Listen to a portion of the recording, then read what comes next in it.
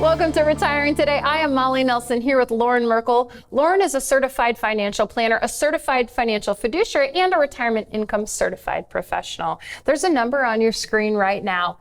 It's as easy as a text. You can text Journey to the number on your screen and then take that first step on your journey to retirement. We'll tell you more about that throughout the show. But first, we promised to talk about IRAs. As you get closer to retirement, Loren, you have to kind of rethink your IRA.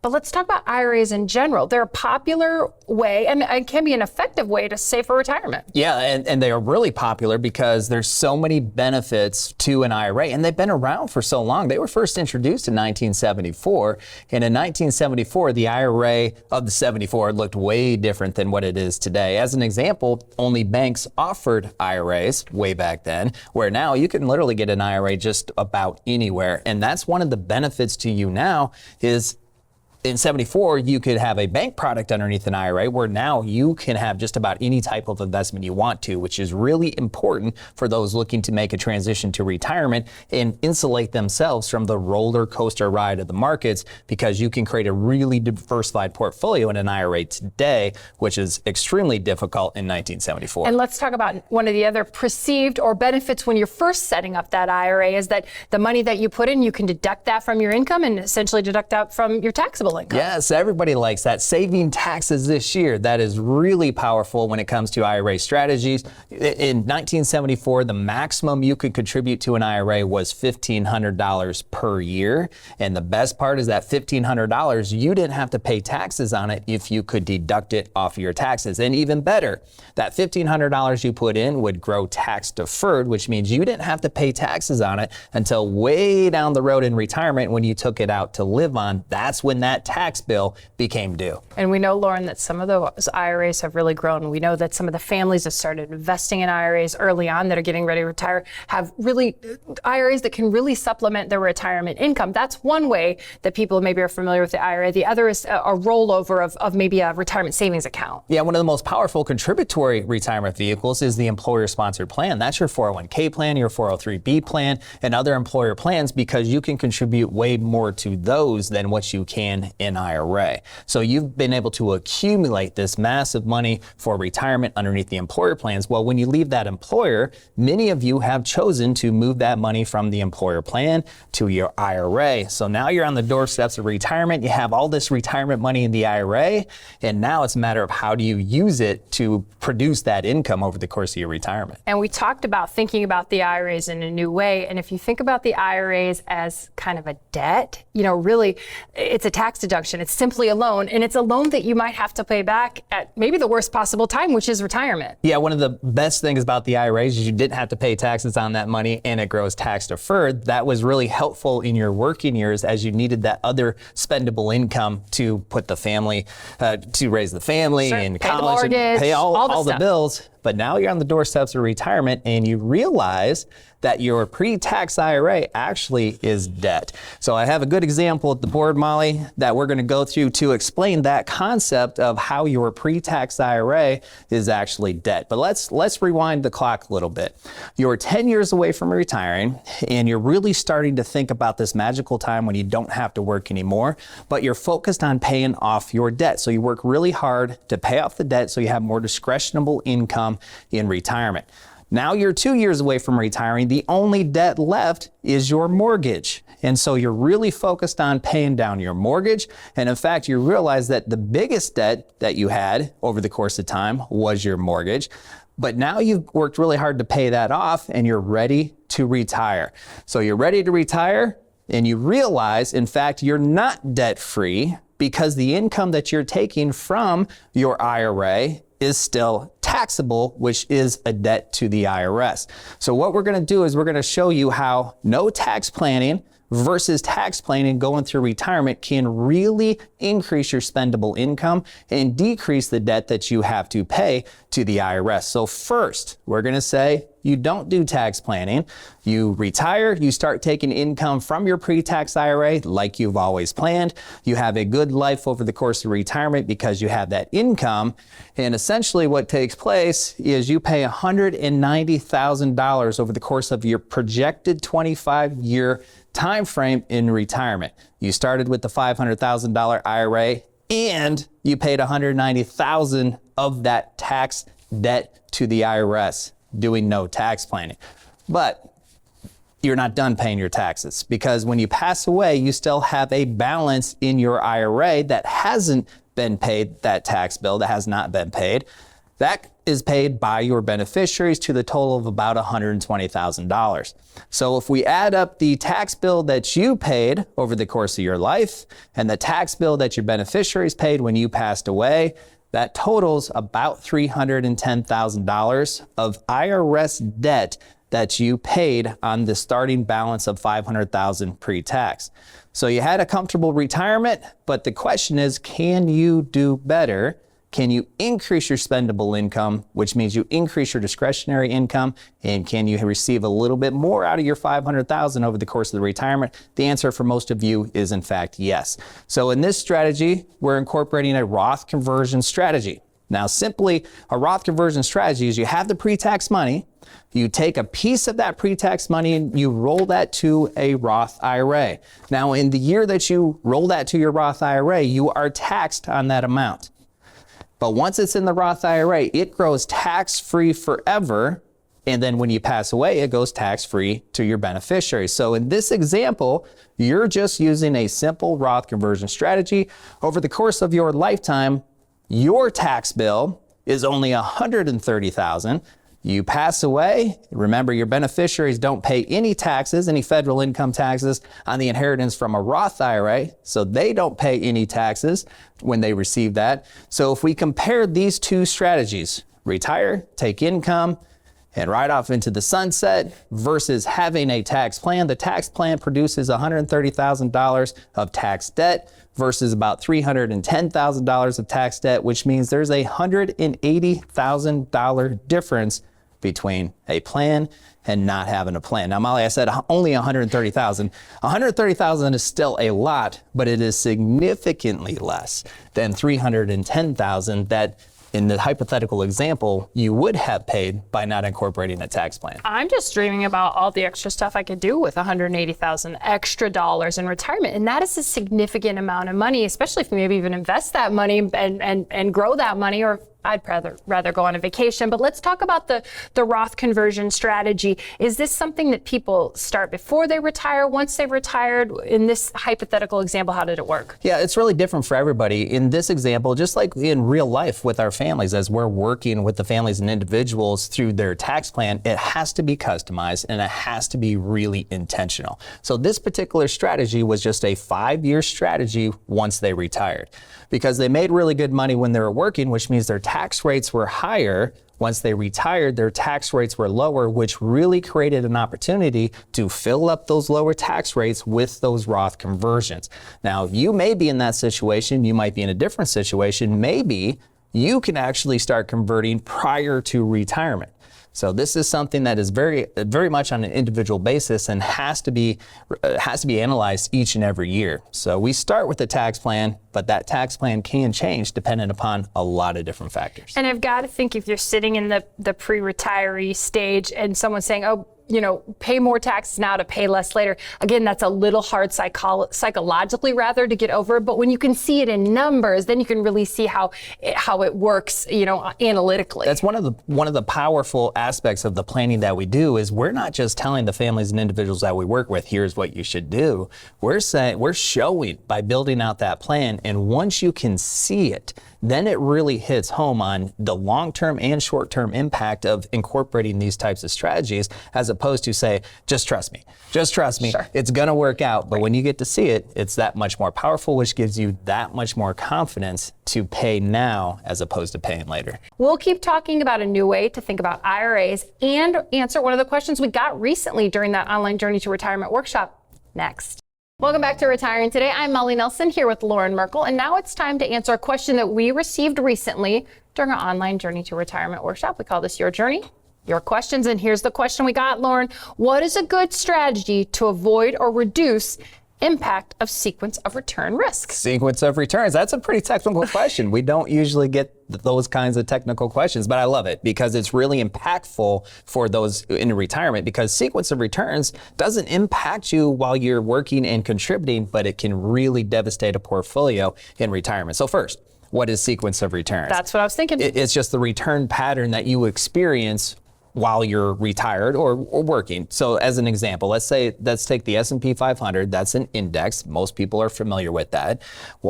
It's the pattern of returns that index experiences. So maybe in one year, the index was down 10%, and then it was up 20, and then it was down 15, and then it was up 25. That sequence of when those negative returns comes into play is what is so important. And we can go back to the year 2000. In the year 2000, the S&P 500 was down. 2001, it was down. 2002, it was down. 2003, it was up a little bit. For those who retired in 2000, that sequence of returns really hurt them, or could hurt them in retirement, because you retire, you have 3 negative years in a row, and you're taking money out of your portfolio. That's where it becomes devastating. But when you're working, you're not taking money out, you're putting money in.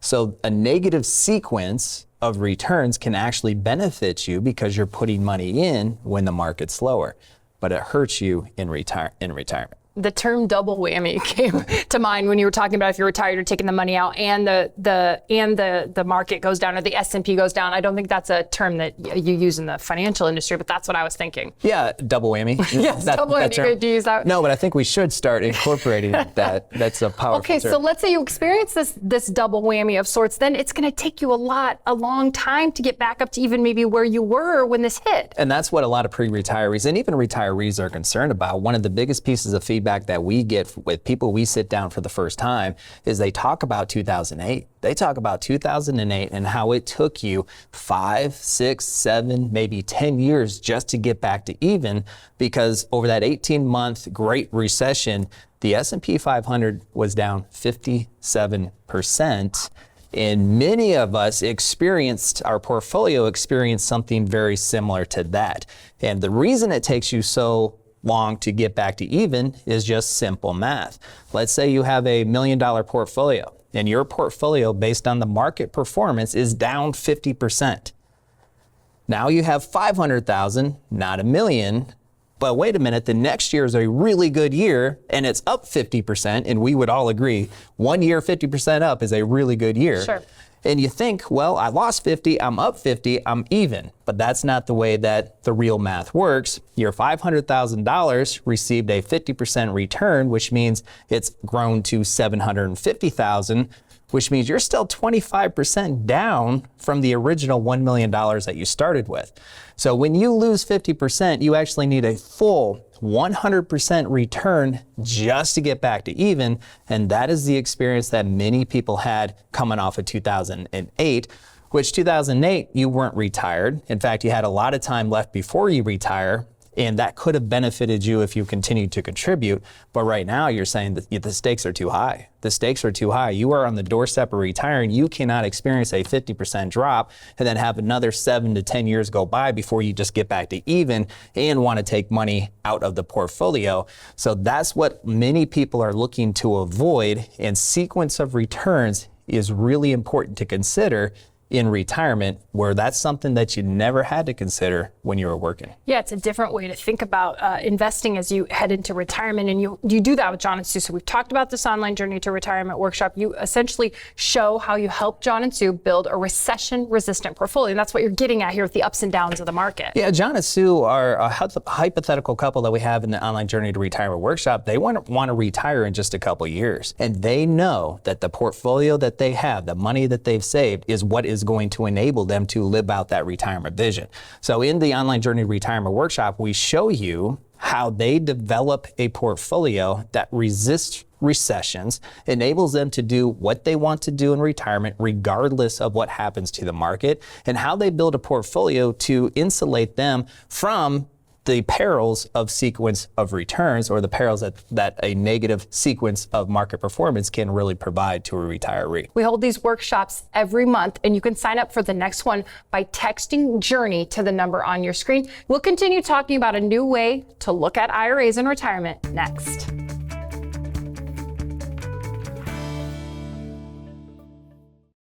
Welcome back to Retiring Today. I am Molly Nelson here with Loren Merkle, and we are talking about a new way to think about your IRA as you head to retirement. Because if you're looking forward, which is what you help people do, you help them think about, hey, well, here's what we're going to do right now, and here's what's coming. Guess what's coming for a lot of people in these IRAs? RMDs. So let's define what RMDs are, and let's talk about IRAs and RMDs. RMDs are related to pre-tax retirement accounts. So we're talking about your pre-tax 401k plan, your pre-tax IRA.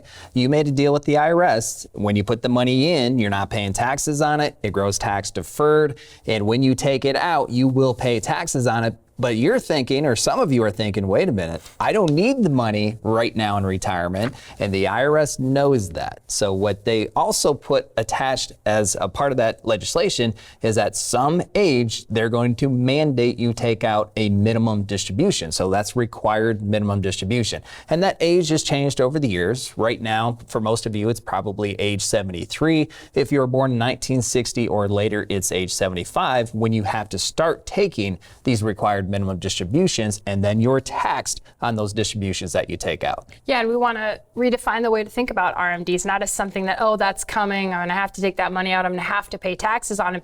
If you start retirement planning before RMD age, there are some things you could do that would maybe reduce your taxes and reduce your RMD. Yeah, a lot of times people will think, hey, I don't have to take the money out. I don't want to be taxed on this money because I don't need it right now. I'm going to wait till RMD age, and that may be appropriate for some, but for many, that is a wasted opportunity.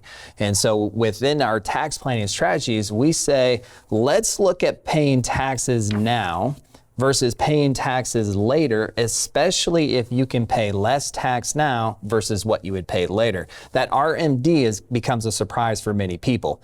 And not necessarily that you have to take money out, many people know that, but the tax bill associated with that RMD is often the surprise. Because at age 73, or age 75, whatever it is for you, you've already taken your Social Security.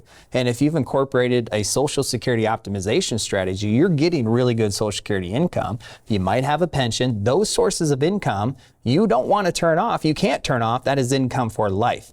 And then you have that required distribution coming from your IRA stacked on top of that. That for many people, especially if you've done a really good job of saving, can push you into a higher tax bracket. And now that higher tax bracket is the minimum tax bracket forever.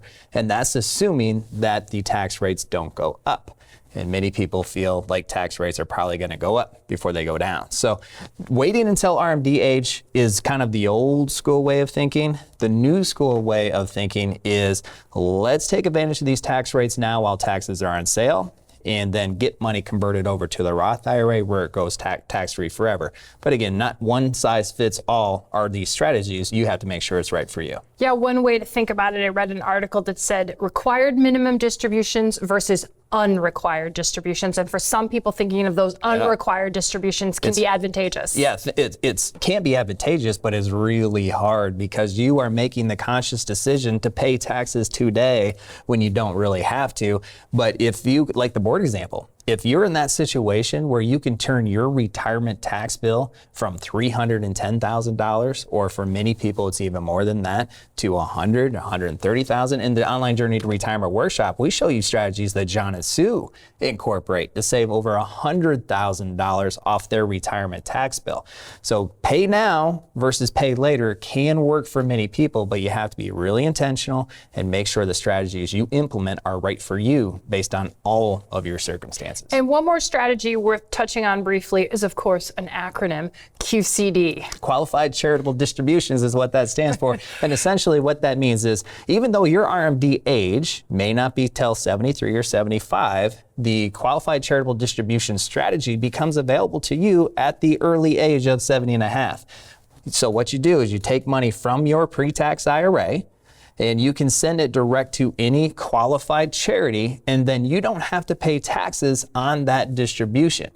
And it can suffice, once you are RMD age, it can suffice as your RMD. So as an example, let's say your RMD, your required distribution is $13,000, but you give every year to let's say your church, $6,000. Well, instead of taking that from your bank account where you get really no tax benefit, take it, do it as a QCD, It comes from your IRA. That's $6,000 less of a required minimum distribution, goes direct to your church, benefits them, and you do not have to pay taxes on that gift. So in a world where most people don't itemize anymore, because most people, 90% of us, take the standard deduction, this is a way to receive some tax benefits from your charity. Okay, we spent a lot of time today talking about really IRA, so investments and taxes, but there's a lot more on people's minds when it comes to retirement. They're wondering about healthcare, and they're also thinking about, do I even have enough to retire? The Journey to Retirement workshop looks at the big picture when it comes to the retirement concerns. Yeah, which is really what everybody who's looking to retire should do. You want to look at the full comprehensive retirement landscape. We say you get one shot to get this right. And in the working years, you have a lot of time on your side to make up for potential mistakes. In retirement, many of these decisions that you're making are often permanent decisions. So in the online Journey to Retirement, through the hypothetical couple of John and Sue, we walk you through the 6 pillars of what should go into a retirement plan, and we show you the strategies that they incorporate to help them with their lifestyle pillar, accomplish the lifestyle goals. What kind of income strategies, tax planning strategies, legacy planning strategies, health care planning strategies, and of course investment planning strategies to help them accomplish all the goals that they have. Yeah, we put those pillars together in what we call the Retire Secure Roadmap. It's a visual representation of the plans that you help families and individuals build. And then that way, when you are looking to make these tough decisions, it's in writing and you get to see visually why you're making the decisions you're making. It is a complete game changer when it comes to making these decisions. This is Retiring Today, and we thank you for watching.